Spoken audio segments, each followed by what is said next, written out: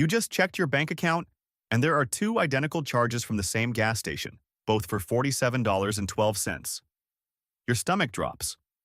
You have $600 in checking and rent is due in 3 days. You call the gas station. They say they only charged you once. You call your bank. They tell you to wait 3 to 7 business days. And here's the thing that nobody explains until it's too late. One of those charges was never real money leaving your account, but your bank is going to treat it like it is anyway. Americans lose access to an estimated $955 million every single day because of authorization holds that look exactly like actual charges.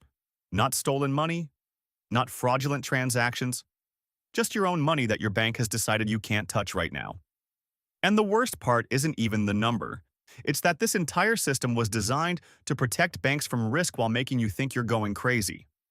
Let me walk you through what actually happens when you swipe your card, because the explanation your bank gives you is deliberately incomplete. You pull into a gas station at 8 p.m. on a Tuesday. You insert your card at the pump. Before a single drop of gasoline touches your tank, your bank receives a request. Not a charge. A request for permission to charge you. The gas station is asking, does this person have money? And can we reserve some of it? Your bank looks at your account, sees you have $600 and says yes. Then it does something genuinely strange. It sets aside a chunk of your money. Usually $50 for gas stations, but sometimes $75 or even $100, depending on the station and your bank. That money is now in financial purgatory. You pump $32 worth of gas and drive away. The gas station now knows the real amount. They submit the actual charge, $32. Your bank processes it. Now you have two line items on your account. The original $50 hold, sitting there like a ghost, and the real $32 charge that actually left your account. To you, it looks like you just paid $82 for gas. Your brain does the math. You now think you have $518. You actually have $568, but you cannot access that $50 difference. The gas station got their $32. Your bank is holding $18 of your own money hostage for up to 10 business days. And nobody told you this was going to happen. Here's where it gets genuinely weird. That authorization hold isn't a legal requirement. It's not a federal regulation. It's a choice that banks made in the 1980s when credit cards started going electronic, and they just never stopped doing it. The original reason was fraud protection. If someone stole your card and went on a spending spree, the authorization system would catch it before hundreds of transactions fully processed. That part makes sense.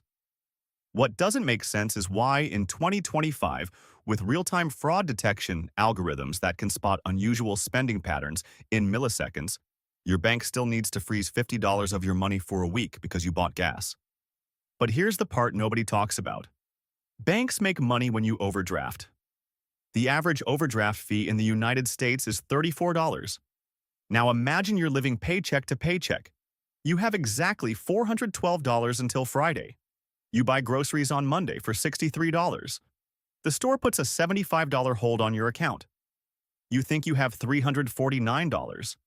You actually have $337, but $12 of it is frozen. On Tuesday, you buy coffee, $4.50. Your bank sees you have $337 available, minus that $12 ghost hold.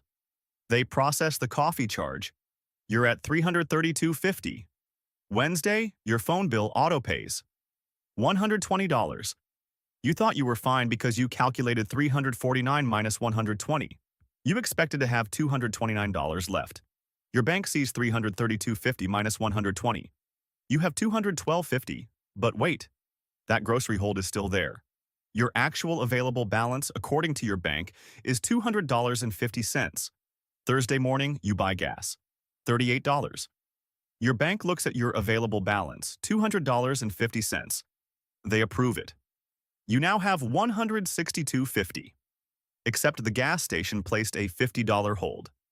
Your available balance is now $112.50. The grocery hold finally drops on Thursday afternoon. You're back up to $124.50 available. Friday morning, your rent check clears. $1,100. You overdrafted. The bank charges you $34. And from your perspective, you did the math right. You checked your balance before every purchase. The numbers should have worked. Your bank just made $34 because their own authorization hold system created a timing gap that you couldn't see. The credit card industry will tell you this is for your protection. And on credit cards, they're partly right. If you're using actual credit, an authorization hold doesn't affect your bank account balance. It just counts against your credit limit. When the hold drops, your available credit goes back up. No harm done, just mild confusion. But in 2023, 72% of Americans used debit cards for everyday purchases. Debit cards pull from your checking account. Those holds aren't hypothetical. They're your rent money sitting in limbo because you bought a coffee at a hotel that placed a $50 incidental hold. Hotels are the absolute worst for this. You check into a mid-tier hotel for 2 nights. Room rate is $180 total. You hand them your debit card. They place a hold for $350. You stay 2 nights, don't raid the minibar, don't order room service, and check out. The hotel charges you the correct $180. That $350 hold? Still sitting on your account for 7 to 14 business days. You just lost access to $170 of your own money because a hotel wanted insurance against minibar theft that never happened. Car rentals do the same thing. A $200 rental can trigger a $400 hold, sometimes more if you decline their insurance. That hold can last 2 weeks after you return the car with a full tank and 0 scratches. The rental company has been paid. The car is back. Your money is still frozen. And here's the thing that makes this whole system borderline predatory. The banks know exactly how long these holds take to clear, and they don't tell you. When you call to ask about the double charge, the customer service rep says 3 to 7 business days, like it's a law of physics. It's not. It's a policy. Your bank could release that hold in 3 seconds.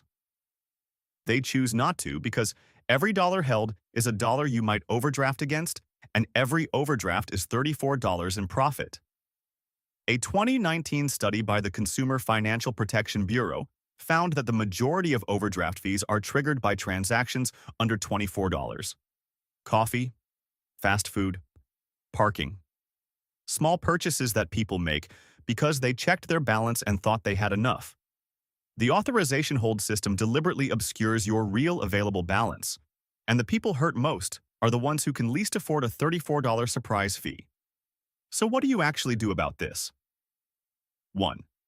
Stop using your debit card for anything that triggers large holds. Gas stations, hotels, car rentals, and any purchase where you don't know the final amount before you swipe. Use a credit card if you have one. The hold still happens, but it doesn't touch your actual bank balance. 2. If you must use debit, go inside to pay for gas instead of paying at the pump. When you prepay inside, the clerk runs the exact amount as a normal transaction. No $50 authorization ghost. Yes, it takes an extra 2 minutes.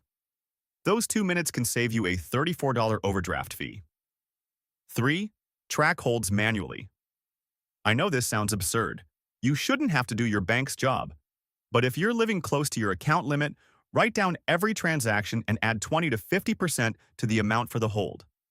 Hotels? Add 200%. It's the only way to see your real available balance. 4. Ask your bank if they offer overdraft protection alerts. Some banks will send you a text before they process a transaction that would overdraft you, giving you a chance to transfer money. This is bare minimum stuff they should do automatically, but most only enable it if you ask. 5. Consider switching to a bank or credit union that shows pending holds separately from actual posted transactions. Some apps now have a line that says available balance and another that says actual balance. You want both numbers visible at all times. If your current bank's app just shows one number, you're flying blind. 6. If you get hit with an overdraft fee that you believe was caused by a hold discrepancy, call the bank and dispute it. Be specific. Tell them the exact sequence. Which transaction triggered the hold? When it posted? When the hold dropped?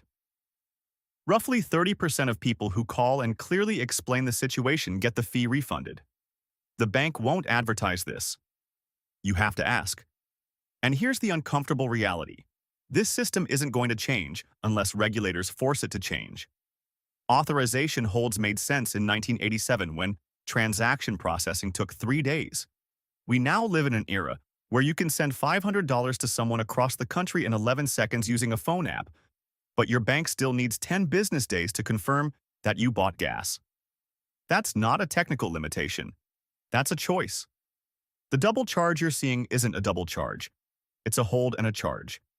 But the effect on your account is identical to being charged twice, and the effect on your stress level is worse, because at least if you were charged twice, you'd have a clear path to dispute it.